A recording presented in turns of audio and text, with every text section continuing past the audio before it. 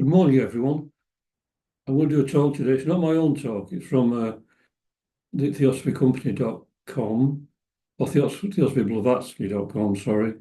I'll give the link later on below. So it's not one of my own talks, but I thought it was very relevant for today because it's Theosophy versus anti-Semitism, which is becoming to the surface again, unfortunately, with the problems with Palestine, etc. So this article says, with anti-Semitism on the rise once again, it will be useful for students of Theosophy, and indeed for anyone else, to be aware of the following, much of which is extracted from another article on this site, responding to lies about H.P. Blavatsky, of which there have been many.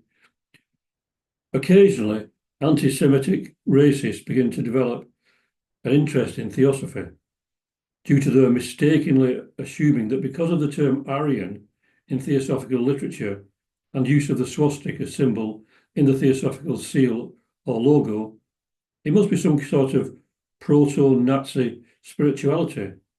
Soon, however, they start to lose interest in Theosophy, as any serious student shows them that Theosophy is inherently anti-Nazi and anti-racism. And as detailed below, during the time of the Second World War, the Nazis persecuted Theosophists, confiscating and burnt their books, banned their organizations, and sent them to concentration camps. That's a very interesting and important point that's overlooked. It's necessary to emphasize these facts because there are still some people who think that H.P. Blavatsky and the body of teachings she gave to the world under the ancient name of Theosophy are anti-Semitic, as well as racist in general. And this arises from three main things. One, complete misunderstanding of the theosophical teaching about the root races.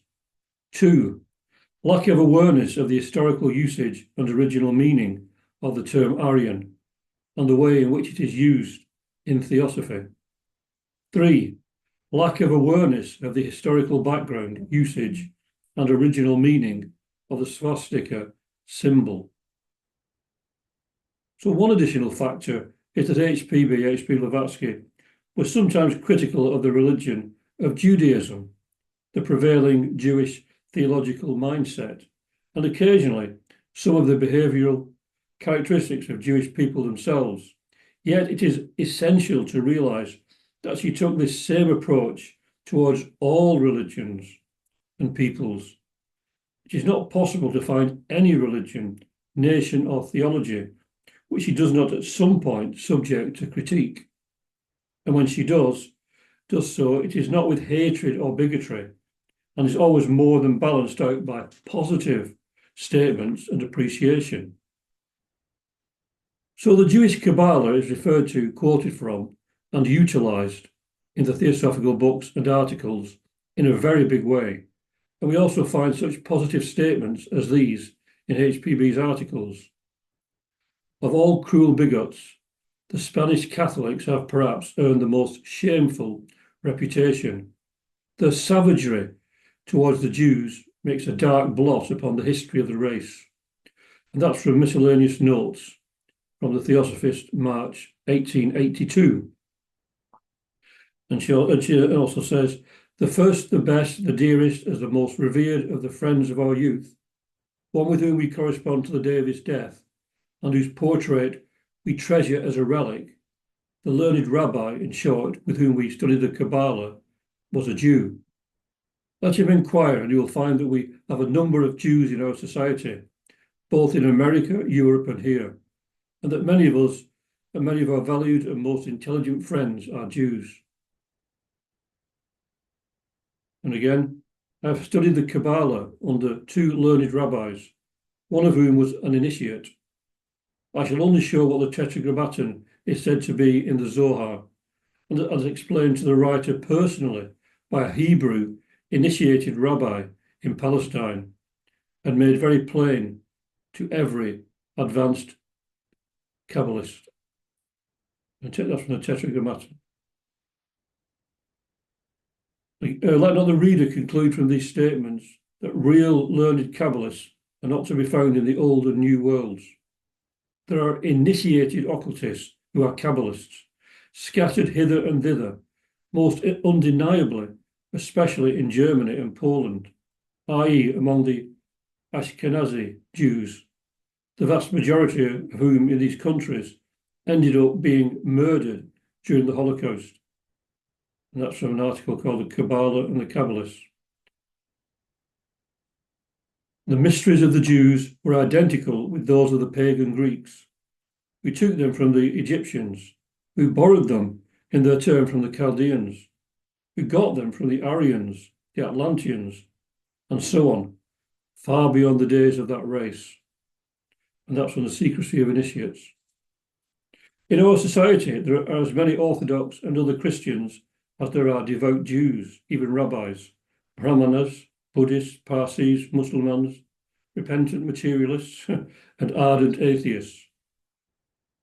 The Theosophical Society has never been a sect, another error of the critic. It includes representatives of all the sects and religions, and none has ever been required to renounce his own religion upon becoming a fellow of the society. From an article, Neo-Buddhism. She also wrote an article defending and standing up for the Jews of her native Russia, which can be found under the title The Jews in Russia on page 126, 127 of A Modern Panarian.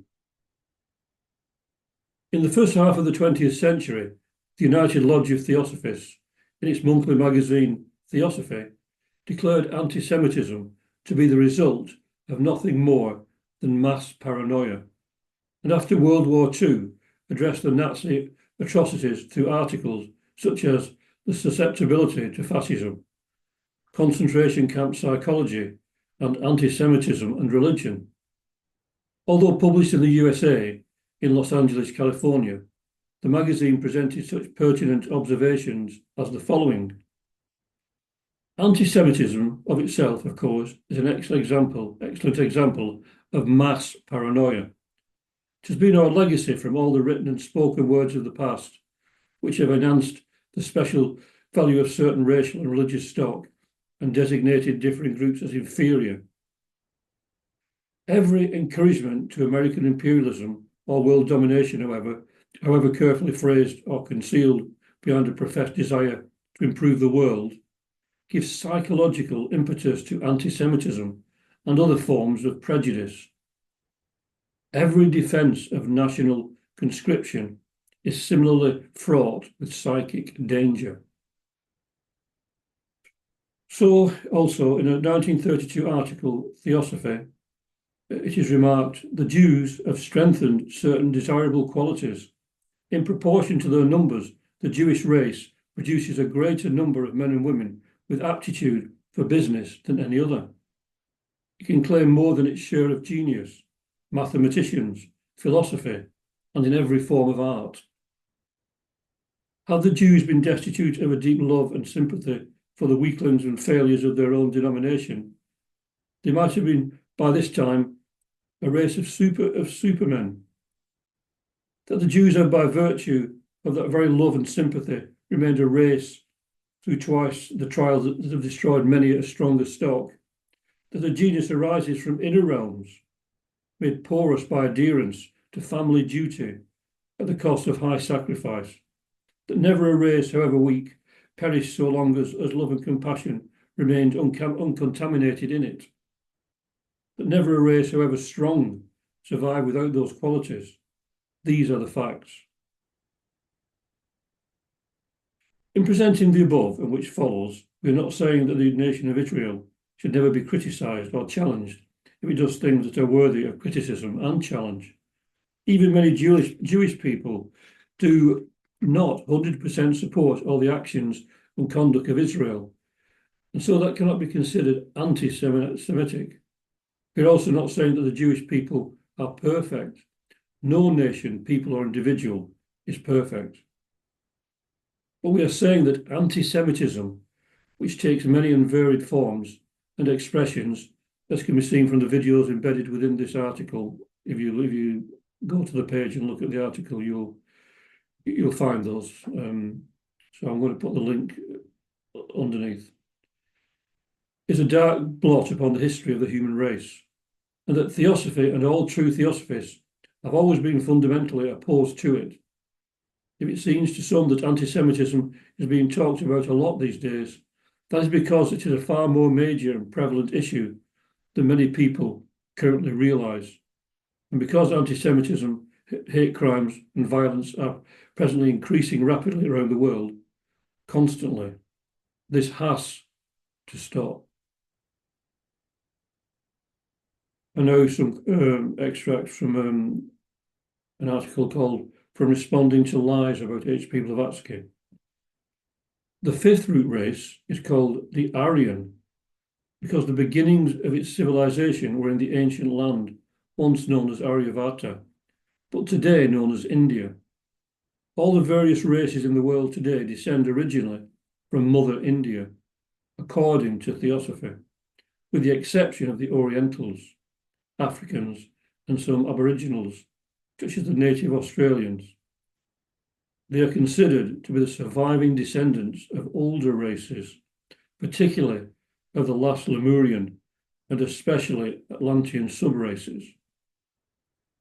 But this does not mean that those races or the billions of people belonging to them are in any way inferior.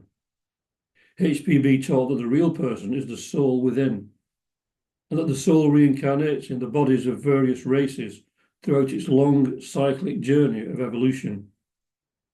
Thus, the reason given for dividing humanity into superior and inferior races falls to the ground and becomes a fallacy. You can see that in The Secret Doctrine, Volume 2, page 425. Anyone who takes the time and effort to do even a little historical research will readily see that the word Aryan was frequently used as a synonym for Indian in Victorian times, the era in which HPB lived and began the Theosophical movement. Aryan and other Eastern literatures, religions, and sciences in the second object of the movement means exactly Indian and other Eastern literatures, religions, and sciences.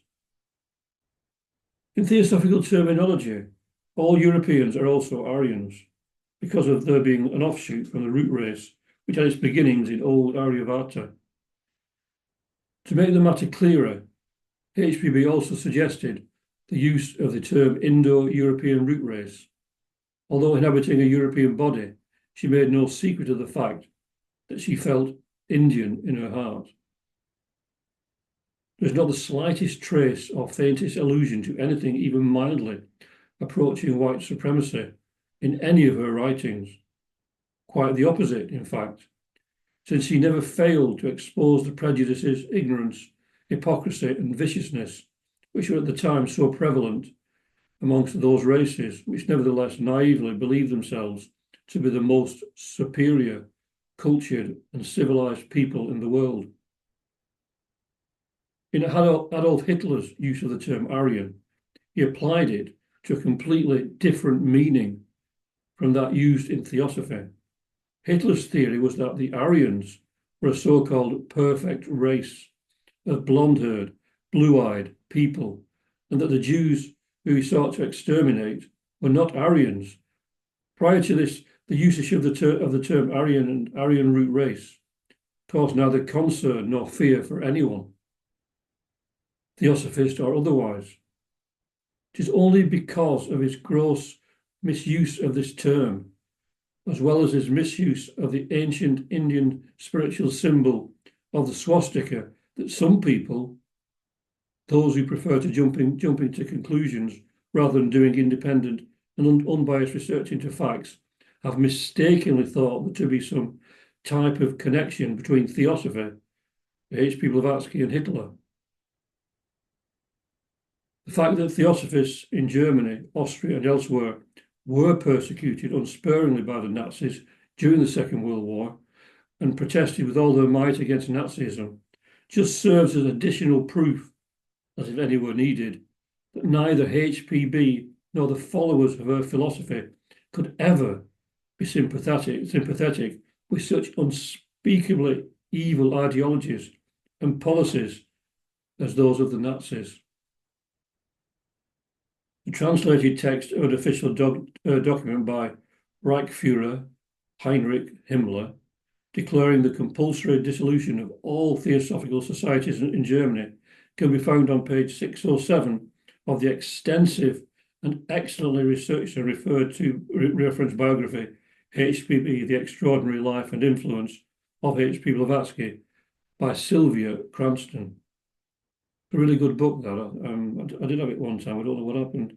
It may be in the library at Bolt. I don't know. I'll have to have a look.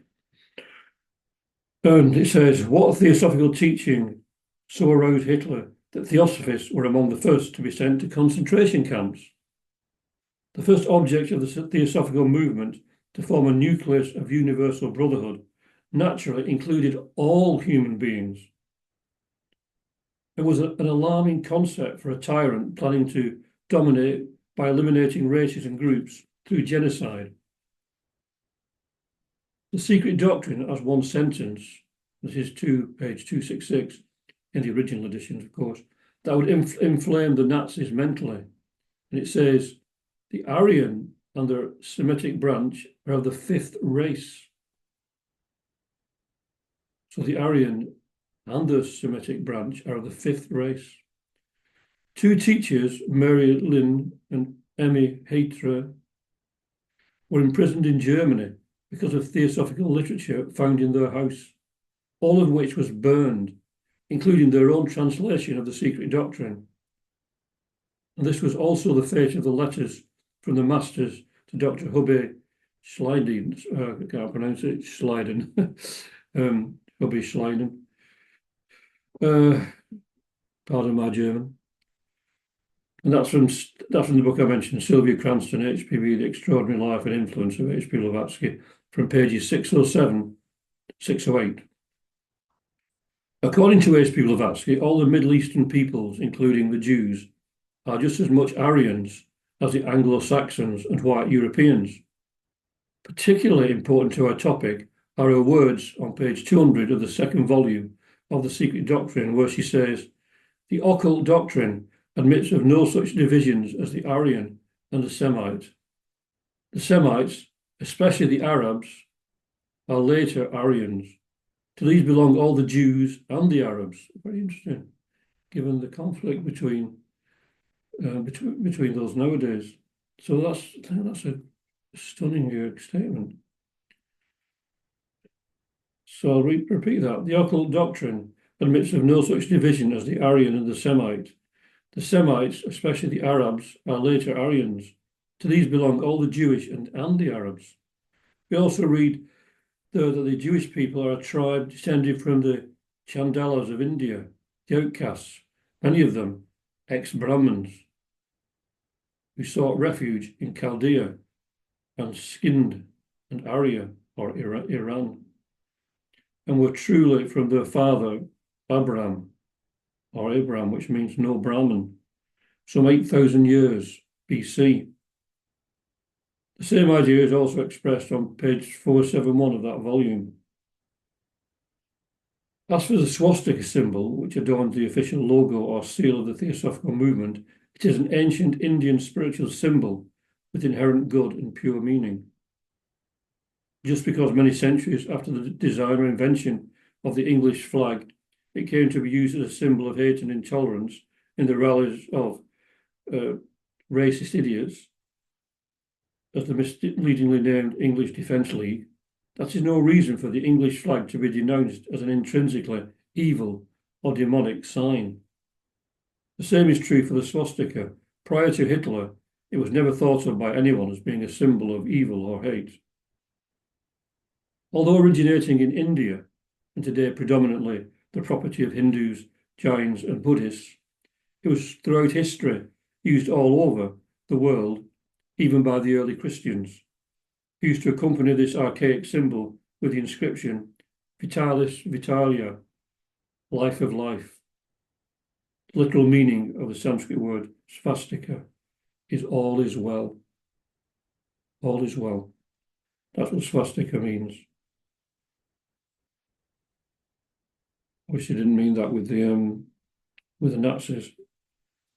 So in closing, we hope that anyone inclined to give any credence to the claims of Holocaust deniers will watch the 15-minute TED Talk Behind the Lines of Holocaust Denial, behind the lies of Holocaust denial in the video below. Again, you'd have to go to the actual page to look at these videos.